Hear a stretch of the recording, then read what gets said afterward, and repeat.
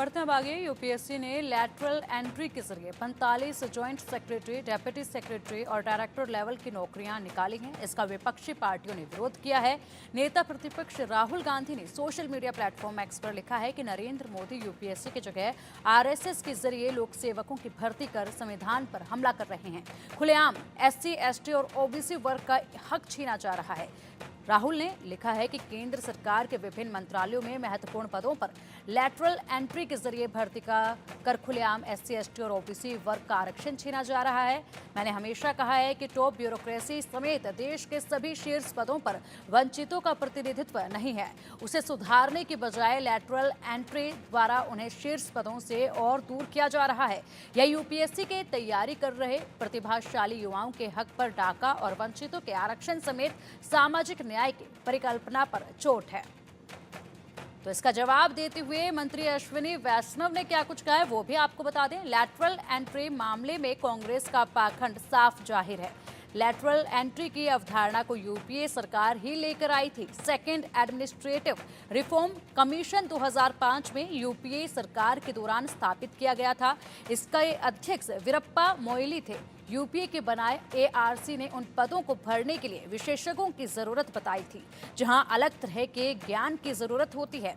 NDA सरकार ने इसी सिफारिश को लागू करने के लिए एक पारदर्शी तरीका बनाया है और यूपीएससी के माध्यम से निष्पक्ष भर्ती होगी।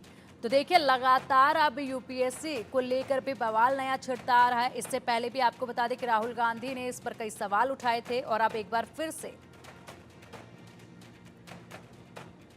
जी, एक सवाल राहुल गांधी को लेकर के है कि चुनाव के बाद में उन्होंने अब एक बार फिर से वही बात शुरू कर दी है।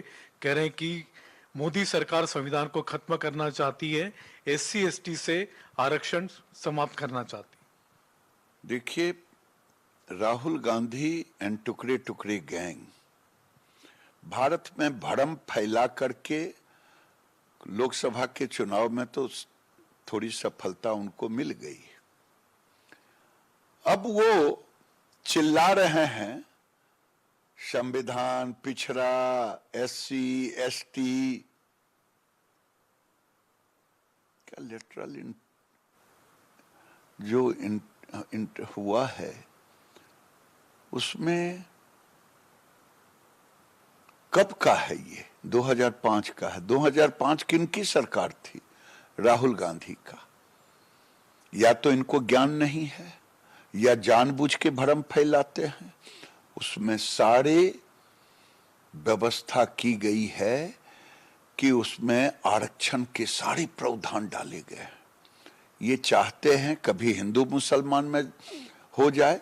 इनके लोग कहते हैं बांग्लादेश सब हो जाएगा भारत। कभी बैकवर्ड फॉरवर्ड कराना चाहते हैं। अगर इनके पास कोई सच्चा सबूत नहीं, अगर है तो ऑथेंटिकेट करे, अन्यथा इन पर भी कानूनी कार्रवाई होनी चाहिए कि देश में भ्रम फैला करके बैकवर्ड फॉरवर्ड कराना चाहते हैं। बुलेटिन में यहाँ वक्त चला एक छोटी सी ब्रेक का। खबरों का सिलसिला लगातार जारी है, बने रहिए हमारे साथ।